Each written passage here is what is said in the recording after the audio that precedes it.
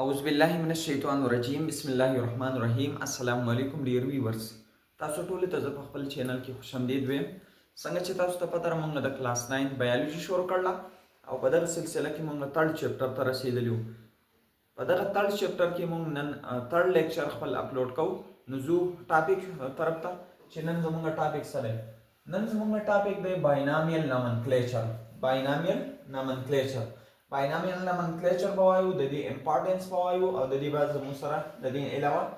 چې کوم رولز دی هغه به وایو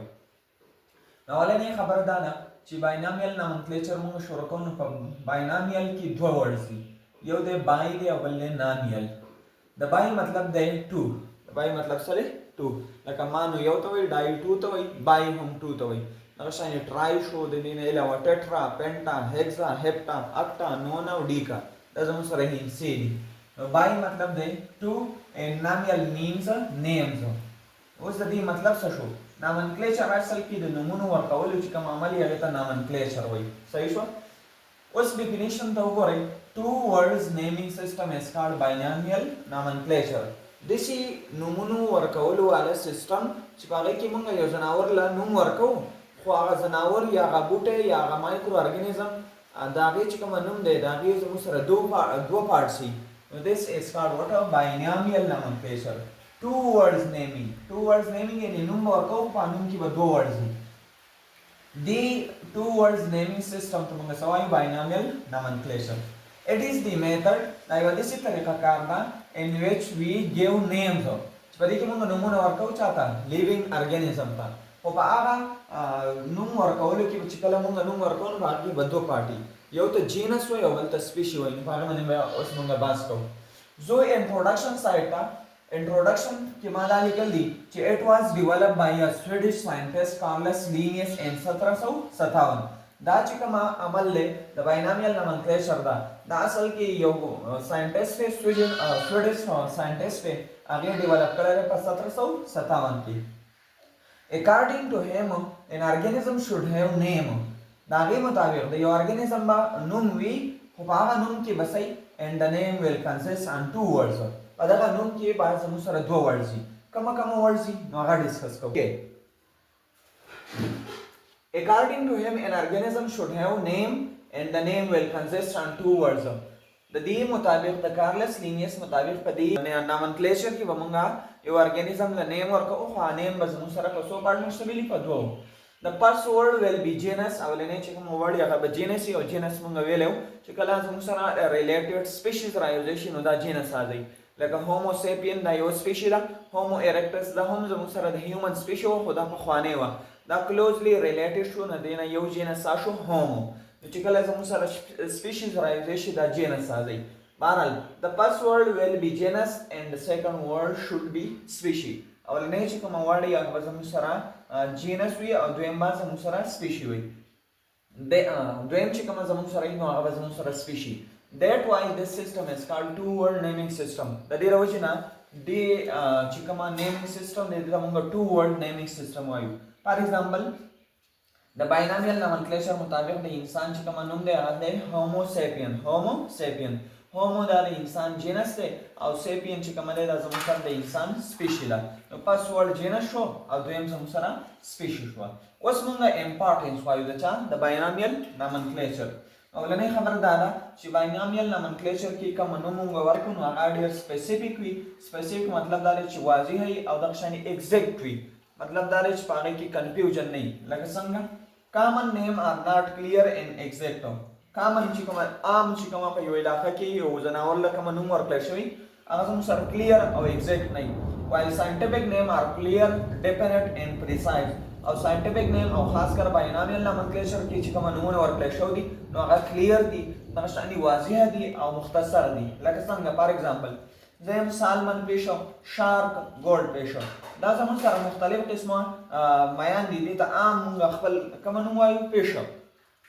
اوس یا ساتئ کامن نیم خو د دې فش دی خو فش کې اوس ته کومه یو وایي آیا دا سالمن فش ته یاد دی شارک فش ته یاد دی ګولډ فش نو دا بیا کنفیوژن پیدا کوي اوس فار ایگزامپل زه د باینامیل نومنکلیچر نه یو ایگزامپل اخلم پراګ دی پراګ سندخه دی اوس مونږ نو خبره په باینامیل نومنکلیچر کې رانا ټیګرینا اوس دا رانا ټیګرینا چې دا کوم نوم دی دا په پاکستان کې هم ورته خلک رانا ټیګرینا وایي په انډیا کې ورته رانا ټیګرینا وایي د دې علاوه په امریکا کې ورته رانا ټیګرینا وایي نو زموږ سره دا سره دا انتهایی کلیر او ایگزیکټ او سپیسیفیک نیم دی نو زموږ سره اولنې دا مونږ ته شو کوي سپیسیفیسیټي شو کوي دویم چې کومه د دې اهمیت دی نو هغه یونیورسل ایکسپټنس اوس یونیورسل ایکسپټنس مطلب دا دی چې دا کومه نیمینګ سیستم دی دا ټوله دنیا قبلې These are latent دا چې کومه نمونه دي دا په لیټن ژبه کې دي په لاتینۍ کې دي او که تاسو وګورئ نو په ساينس کې اورال زیاتره یو چې دا لیټن ورډز دی نمونه خو زیاتره چې دا په لیټن ورډ کې دي and have a universal acceptance او دا لیټن ژبه چې دا universal accepted language دی صحیح شو by people of all language دا چې کومه ژبه ده تقریبا د دنیا هر ژبه چې دې څه کوي تسلیموي فار ایگزامپل کیټ ته صحیح شو کیټ په پاکستان کې دی نو په یو بل ملک کې به د موږ سره د دې لوکل نوم هغه بدلی اردو کې ورته بیلی وایي پښتو کې ورته پیشو وایي دغشانې په انګلیش کې ورته کیټ وایي دا ډېره مسله ده بټ د ساینټیفیک نیم پیلسکیټس سیم اینډ ایوریویر پیلسکیټس دا د ساینټیفیک نیم دی دا زموږ سره سیم دی په دنیا کې او په هر ځای کې دی دا څومره اسانتیا شوه چې یو نوم دی د ټولې دنیا کې چې دی هغه یو نیم استعمالیږي نیکسٹ ما دا لیکل دي چې دا ډیسکرپټیو دي دا باینامیل نومنکلیچر سره ډیسکرپټیو مطلب دا دی چې دا موږ ته څه وضاحت شو کوي د څه شي په باره کې څه معلومات راکوي لکه څنګه ګوره ډیسکرپټیو اینډ ایزیر ټو سټډي ډیسکرپټیو دی او په اسانه سټډي کې فار ایگزامپل ما د انسان چې کوم نوم دی دلته لیکلی هومو سیپین اوس دلته هومو کې ته وضاحت پرده هم دا نه چې هومو چې دی دا انسان د پر دا ټکي استعمالیږي او سیپین مطلب دی وایز یعنی هوښیار نو د دې نوم نه موږ ته یو بیان وکړی شو بیان دا وکړی شو چې هوښیار انسان یعنی اشرف المخلوقات نیکسٹ فار ایگزامپل یو بل نوم لیکم پینتیرا لیو چې دی دا لاین نوم دی صحیح شو دلته پینتیرا معنی دا بیگ کیټ او لیو مطلب څه لاین نو د دې نوم نه ډایرکټ پته لګي چې پینتیرا لیو یعنی لاین چې دی دا په بیگ کیټ کې شامل دی نو د دې نوم نه اورال مونږ ته د یو څیز اندازه لګي چې د دې مطلب څه دی نو وضاحت کوي نو ځکه مونږ وایو چې د دې دا چې کومه نومونه دي دا څه دي دا ډیسکرپټیو دي نو دا یې بله پیدا شوه بله پیدا ده ایولیوشنري ریلیشنشپ نو هغې سایډ ته ځو ایولیوشنري ریلیشنشپ څه ته وایي اصل کې ایولیوشن څه ته وایي د یو ارګنیزم مخکینی چې کومه آبا و اجداد دي چې څنګه د ارګنیزم مطلب د دې فلارس او د دې نیکه سوګو د دې نه علاوه ډر نیکه ور نیکه مخکې چې کومه ریکارډ ته ګوري یا د یو ارګنیزم څنګه چې دی هغه ورو چې دی نو د دې نه د پریزنټ جنریشن څخه شوی دی یعنی مخکې په کوم څیزونو کې چینج راغلی او د اوسنۍ ارګنیزم کې څه شوی دی دې عمل ته ایولیوشن وایي نو دا نوم چې دی دا موږ ته ایولیوشنري ریکارډ هم د یو ارګنیزم ښایي چې د دې ارګنیزم سره تعلق شته یا نشته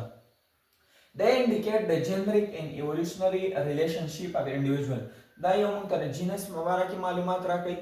او بل چې د ایولیوشنري تعلق چې دی دا موږ ته ښایي د څه د انیمل او د پلانټس فار ایگزامپل یو ما ولیکو پینتیرا لیو او بل مې ولیکو پینتیرا ټایګس اوس که تاسو وګورئ دلته هم پینتیرا دی او دا هم پینتیرا دی دا خو دوه ډیفرنټ سپیشي دي د دې